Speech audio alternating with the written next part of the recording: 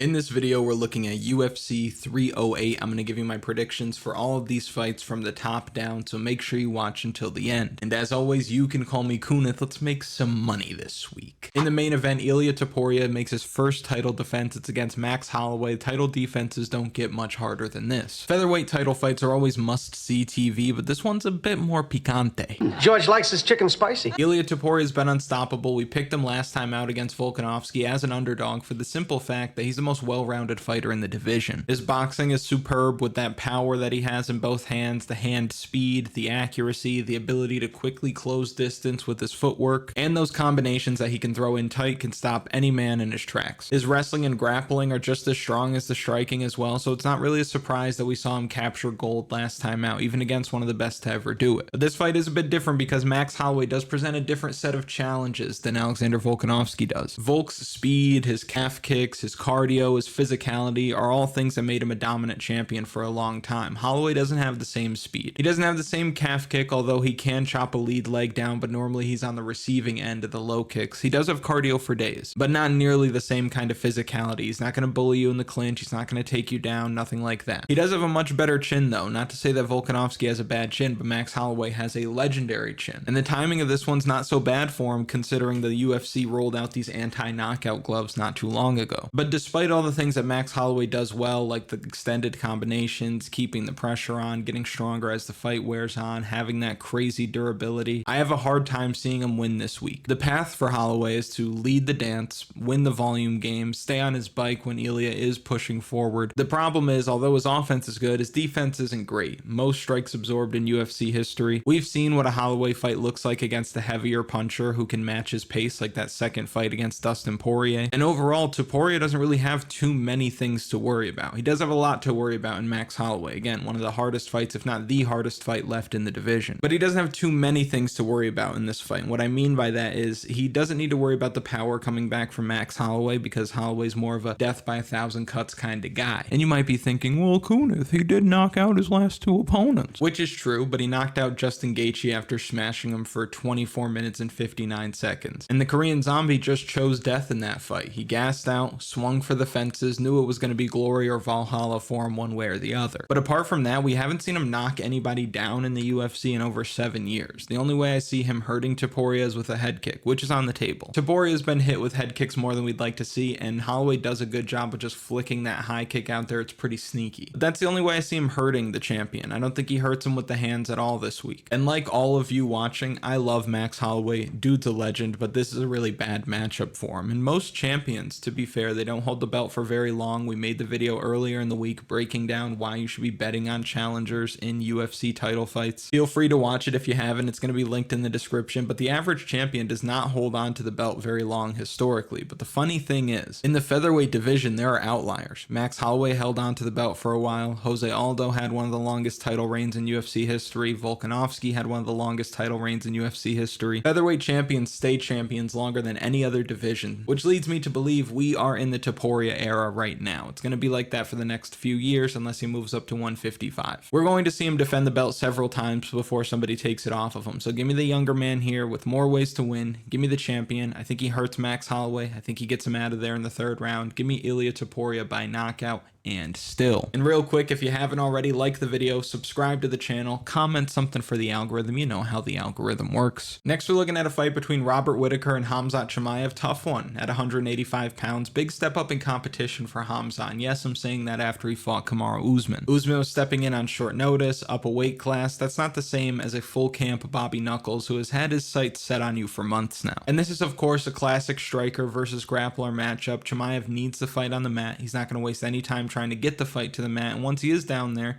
he's one of the best in the world at finishing the fight. For Whittaker, he should get the better of the striking exchanges. Chimaev throws a good straight punch here and there, but he's not looking all that comfortable on the feet, and I don't think he'll ever look fully comfortable on the feet. So against somebody as tricky as Robert Whittaker is at kickboxing range, I expect him to struggle. And we've seen Chimaev run through plenty of guys in the UFC. He has 7 fights in the UFC. 5 of them were not competitive. He took these dudes down, beat the piss out of them, choked them out, knocked out GM3 with one punch just seconds into the fight. None of these guys, though, that he ran through are on Robert Whittaker's level, obviously. And I don't think Robert Whittaker's just the kind of guy that he's going to run through. I think if he's going to win this fight, he's going to have to go to war, or at least get extended. And we have to look at the 2 fights where he has gotten extended in the UFC to get kind of an idea of what you're going to be getting this week. We saw him strike with Gilbert Burns for 3 rounds. It didn't seem like he wanted to test that Dorino ground game, even to the point where he's defying his coaches when they're pleading with him to get Burns to the ground. And you can argue that he lost that fight. He went life or death with Burns, who is a banger and a tough fight for anybody, but he's not a big welterweight by any means. It's a guy that was fighting at 155 pounds once upon a time. In the fight against Kamaru Usman, watch that fight back and tell me that he won the 2nd or 3rd round. There's no way. He won the 1st round. It was a 10-8 round because he controlled Marty for about 4.5 minutes, maybe longer. But after that, Chimaev was outstruck for 2 rounds, but bad judging gave Chimaev what he needed, of course, where it was, right? Which is certainly at play this week. You really have to be careful about who you are picking and think about who is going to be judging these fights, or at least who is going to be watching the people judging these fights. Think about that. Now, that fight should have been called a draw, and Kamaru Usman would never be called an undersized welterweight at all, but that's where he fights. And his game is primarily to wrestle and jab his way to victory. So now Chimaev sees himself in a situation where he's drawing one of the best middleweights of all time. A better striker than Burns, a better striker than Chimaev, a guy with an 82% takedown defense, a guy who has only been submitted once in his career, and that was 13 years ago, and he's not an undersized guy like these guys. It's a true middleweight, somebody who's going to be able to match up with him physically better than anybody who he has seen in his UFC run so far. And keep in mind, this is a 5-round fight. Chimaev does not fight in a way where he knows how to pace himself. He goes at you all gas, no breaks right from the opening bell. So it makes me wonder, for a guy as tough, as game, as experienced as Robert Whittaker, if this fight gets extended into the 3rd round, who's going to win rounds 4 and 5? I think it's pretty damn obvious. And this is not like him taking a short notice fight. He knows that Chimaev was the next guy for him. So he's probably had the greatest emphasis on takedown defense he has ever had in his career in training camp leading up to this, in both training camps. So I can see a situation where this fight gets extended and he's forcing Chimaev to strike with him, and Whittaker is standing there in that bladed stance, blitzing forward with combinations, whipping head kicks here and there, and I think he gives him serious trouble because Chimaev has only had 1 win in 2 years, and I think we've seen what his ceiling is. Against smaller guys, he's going to do really well. He can run through somebody who doesn't have great grappling or great takedown defense, no problem, but against the better fighters in the division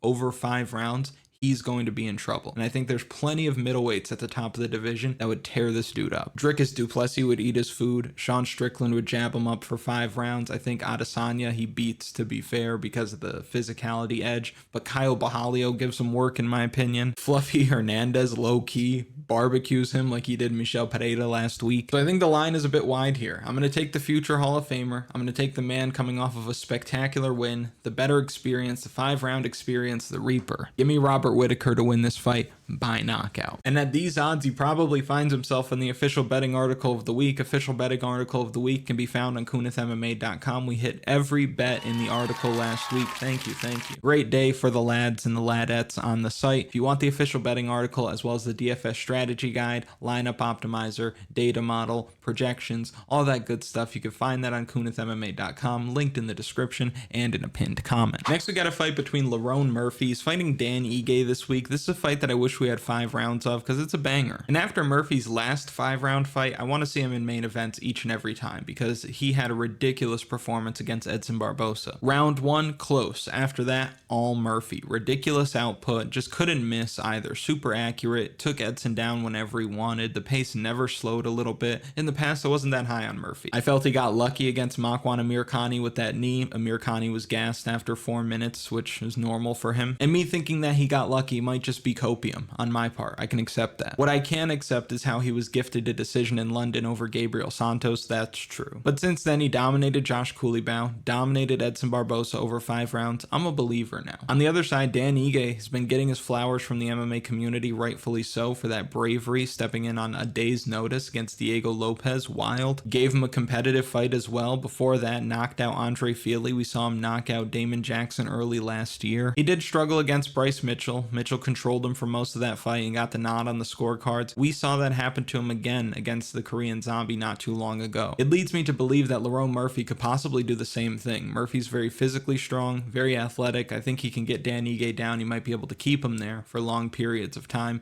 And look where they're fighting. They love when guys get taken down and held down. On the feet, I think Dan Ige is a problem for most guys. He does a good job of knowing when to sit down on his punches. He might be able to hurt Lerona Murphy at different points in the fight, but that's a lot easier said than done. Murphy hasn't really been badly hurt in competition yet, hasn't lost a fight, and on top of that, he has a very positive striking differential, which is not something we see often. Coupled with a high striking defense, I guess one kind of leads to the other, and that's the game, hit and don't get hit. He's done a good job of that so far. And Dan Ige, again, tough fight for anybody, but some holes in his game, the grappling, whereas with Lerona Murphy, I don't think there are any holes now. I think he's filled them. I think to beat Lerona Murphy, you got to be perfect. So give me the favorite, the unbeaten, the miracle. Give me Lerona Murphy by decision. Next, we have a fight between Magomed and Ankalaev. He's fighting Aleksandar Rakic this week. I'm going to cut right to the chase here. Magomed Ankalaev at -400. This guy stinks. Oh, brother, this guy stinks! I constantly see people talking about how he should be fighting Pereira for the belt. There's a reason the UFC hasn't made that fight. This guy stinks. Knocked out Johnny Walker, joined the club. Frankly, lost to Jan Blachowicz. That was a clear 1, 2, and 3 for Blachowicz. Anthony Smith doesn't move me. I don't think it really moves anybody at this point. He put up one of the weakest main events you'll ever see against the ghost of Thiago Santos. The fighters that he does finish in the UFC are fighters that get finished all the time, and the ones that don't, he ends up fighting to a boring decision. I don't watch Magomed Ankalaev and feel like I'm witnessing greatness. He's a fight manager at best in a higher weight class, which is crazy. On neutral ground, I'd be all over Aleksandar Rakic here. We know that Magomed Ankalaev is a bit weak to the legs. We know that Rakic can chop him down. I think when it comes to the boxing, it's kind of a wash, but they're in Abu Dhabi.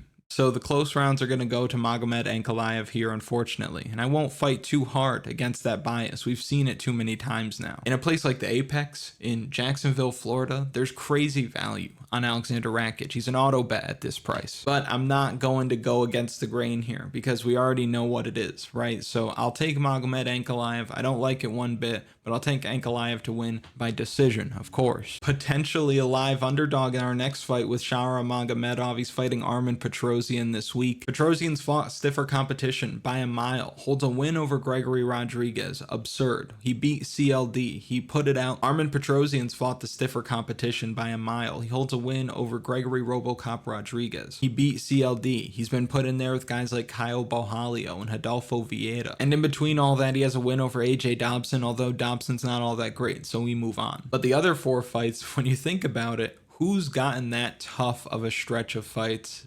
unranked in the UFC? Not many. Meanwhile, Shara Magomedov is given an aging Brunno Silva, Antonio Trocoli on super short notice, Michal Aleksandar who's skidding 1-4 in his last 5. Shara is exciting to watch. He's very fun, high output, great kicking game, great speed, not afraid to take risks either. He's a fan-friendly style kind of fighter, which we love. But when we're trying to decide who's going to win, if we're putting some of our hard-earned on it, it's hard to get an idea of how good this guy actually is. He's only looking to strike. He gives up a lot of ground, which, to be fair, he gets away with because he does a good job of striking while moving backward. But it's not as if his fights have been one-way traffic. We saw Trocoli giving him issues early in round 1 before he gassed. We saw Michal Aleksandar tagging him at different points. He dropped him. You look at the stats, it doesn't show a knockdown, but it happened. We saw Blindado, a striker, take him down 3 times in that fight. Plus, the guy's getting perfect conditions every time. He can't fight in the US, so he's only going to be fighting on these cards in the Middle East. So every fight is going to be a home game for him. If the rounds are close, they're going to go to him, of course. And the UFC has given him striker after striker, and this fight is no different. Not only that,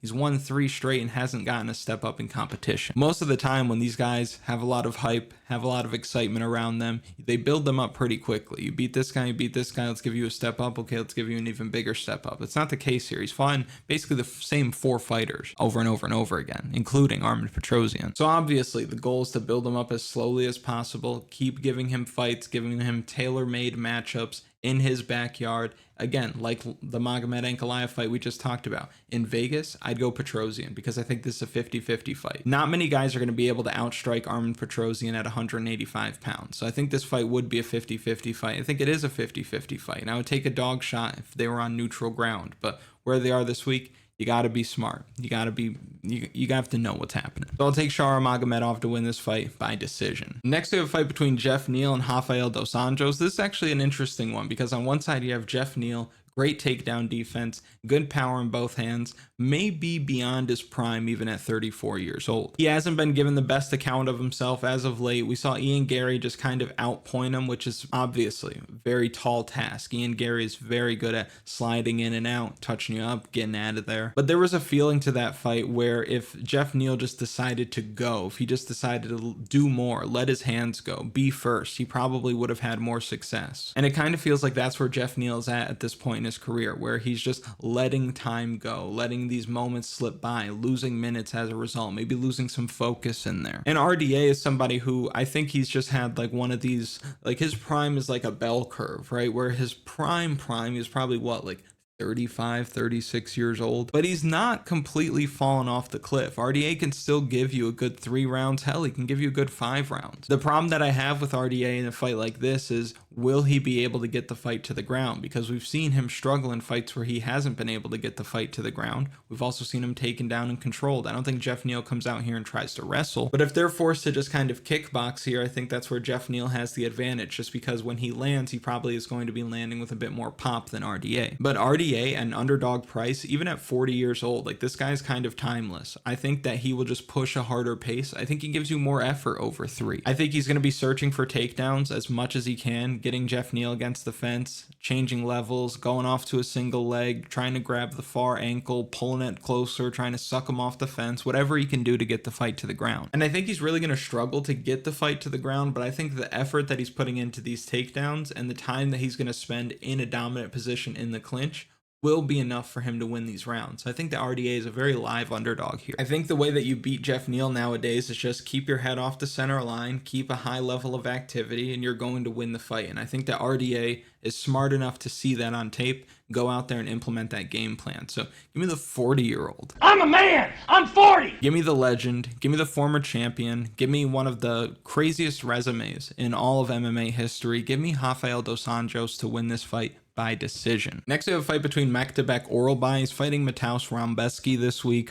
Orolbai is going to eat him up. We saw Rebecki gas hard against Diego Ferreira, lose as a really big favorite in that fight. And Myktybek Orolbai just has that thing where he just keeps going, keeps getting these takedowns, throws low-key heavy shots on the feet. Is he 26 years old? I think he's 2,600 years old, maybe. But he's going to be bigger. He's going to be faster. He's going to be stronger. He's going to have a better gas tank. I think his entries on the takedowns are going to be a bit faster. I think Rebecki is going to be a step behind for however long this fight lasts. And he's a tough guy. He's going to sit in there and he's going to take a beating, but I think that Orolbai is just going to put it on him. I think Orolbai is poised to run through a lot of guys at 155 pounds. We even saw him fight through some adversity against Elvis Brenner, and he actually kept the pace really high. We saw him get a win over Uros Medic. Rebecki, I think, is a bit limited on the feet with his shot selection, the strikes that he's willing to throw. So I just think the bigger, younger, faster, stronger fighter is going to get it done this week. I think that Orolbai bullies him, gets him to the ground, probably gets him out of there in the second round. Give me Myktybek Orolbai inside the distance. Next, we have a fight between Kennedy Nzechukwu and Chris Barnett. If Kennedy Nzechukwu loses this fight, he's gotta figure something out. Maybe get your pilot's license or something, man, because this is a layup for him, or at least it should be. He's younger, he's way bigger, way longer, making his heavyweight debut, probably the weight class he should have been fighting in all along. He's a big dude that probably was compromising a lot of his power, a lot of his athletic potential, a lot of that explosion because he was cutting weight.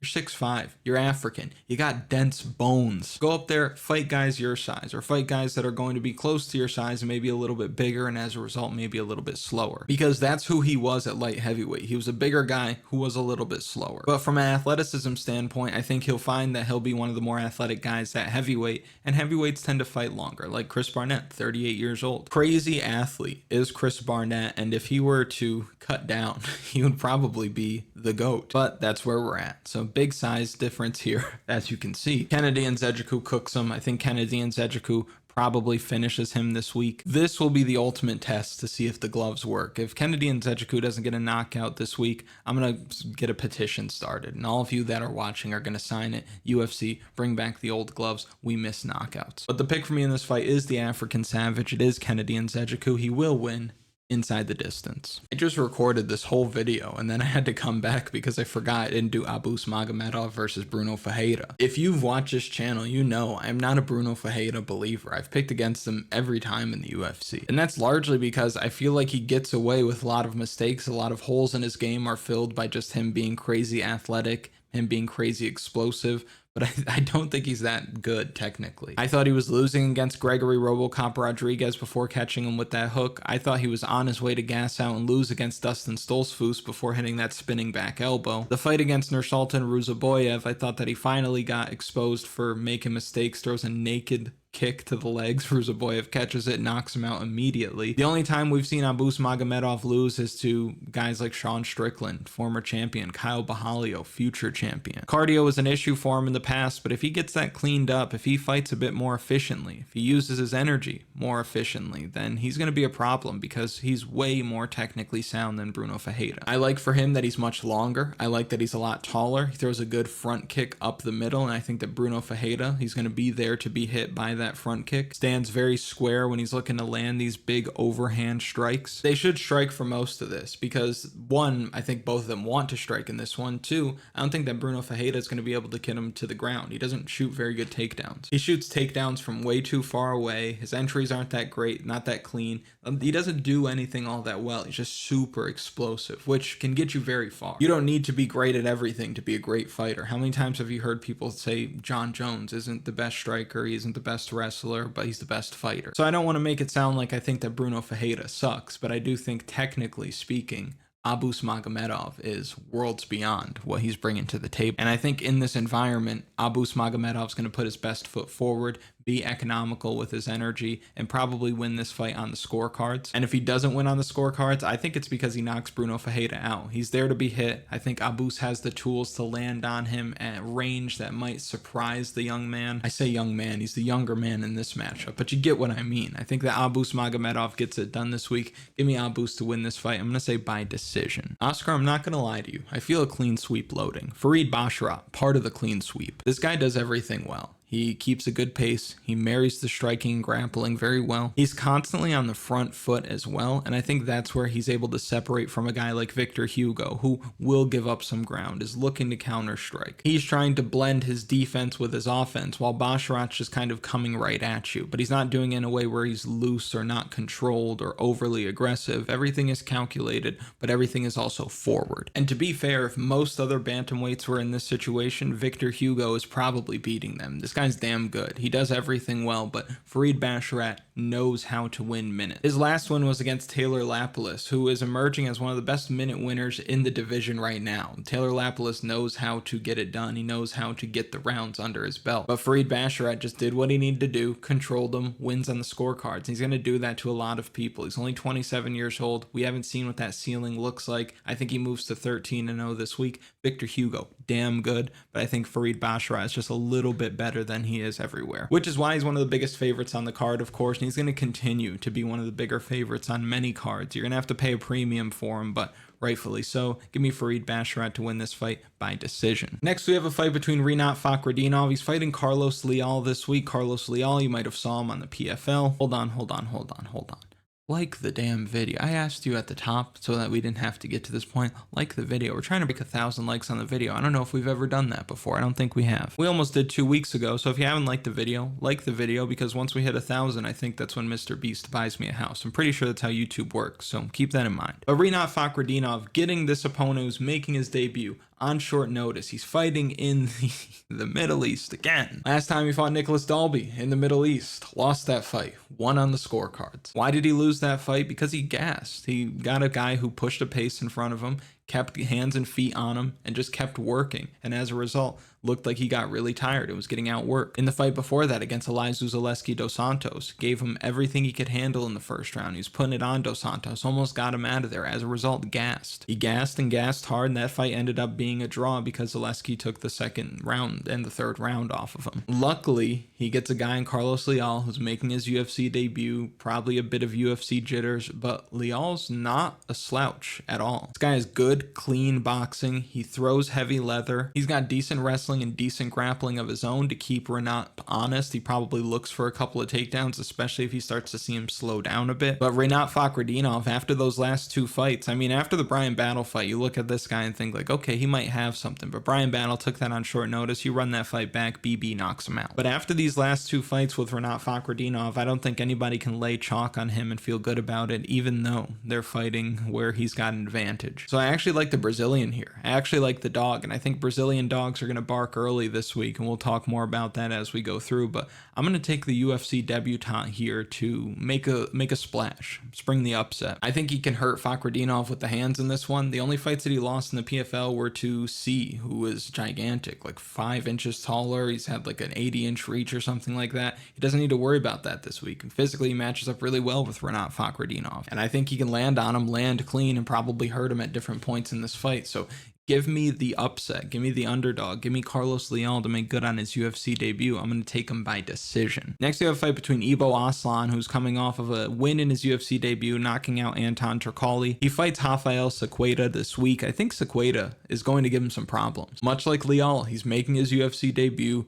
Big, powerful Brazilian guy who's going to be able to throw a lot of heavy leather coming back Aslan's way. Matches up physically very well with him. I was not pleased by the debut by Ibo Aslan. I mean, he dug deep. You could tell he was very tired, but Anton Turkalj was just as tired, super hittable, went 0-4 in the UFC, wasn't finished in 3 of those 4 losses. And when you start to look at who Ibo Aslan has fought outside of the UFC, a lot of these guys are not that great. Even on the Contender Series, he was fighting a guy who probably should not have been fighting in that weight class. But now he's got a big, explosive Brazilian in front of him who also has that ground game advantage, and I think that's where he can beat Ibo Aslan. I think Aslan, who tends to throw wide, looping, winging punches, I think Sequeira can change levels, shoot a double leg, get on top of him, and really give Aslan some trouble. I think Ibo Aslan's a fun guy, a big puncher, somebody who can produce highlight reel knockouts, but in a situation like this, I think athletically, this guy's going to be able to match him. So I'm going to take the underdog here. I'm going to take the debutant. I'm going to take the Brazilian. I think that Rafael Sequeira finishes him this week. I wouldn't be surprised if he did it on the ground. I'm going to take Sequeira to win this fight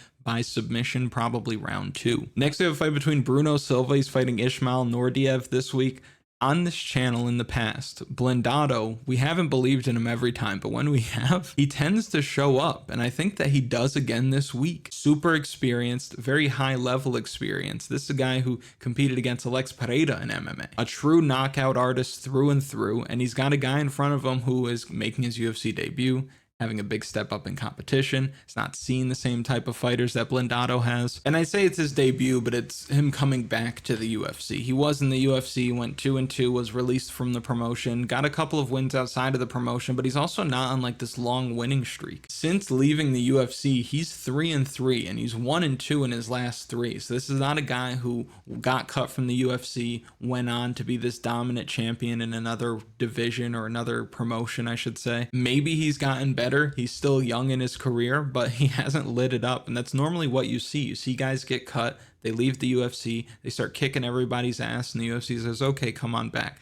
This guy's lost. And who knows, maybe the second debut jitters are just as bad as the first. Meanwhile, Brunno Silva's coming off of a bad loss to Chris Weidman where he was just getting his eyes poked over and over and over again. So he probably wants to wash that bad taste out of his mouth because he probably feels robbed, like most of us watched him being robbed against Chris Weidman. So he's going to go out there, he's going to let this kid have it, he's going to throw hands. And when Brunno Silva gets rolling downhill, when he catches you cleanly, he's very hard to stop. And power is the last thing to go. I know he's getting up there in age now at 35, but Uncle Blindado can still put some mustard on it. So I feel like he's going to go out there, start the card off with a bang, knock this guy out on his, not home turf, but he lives a bit closer, right? So I do think that there might be a little bit of home cooking here if this fight goes the distance, but I think that Brunno Silva is going to let it all hang out. I think that he's fighting for his job this week, frankly, and he's not going to let this kid take it from him. So give me Brunno Silva, give me Brunno Silva to win this fight by knockout. If you've made it to this point in the video, thank you so much for watching. I really do appreciate it. Last time, like the video, subscribe to the channel, comment something for the algorithm. If you want to go a step further,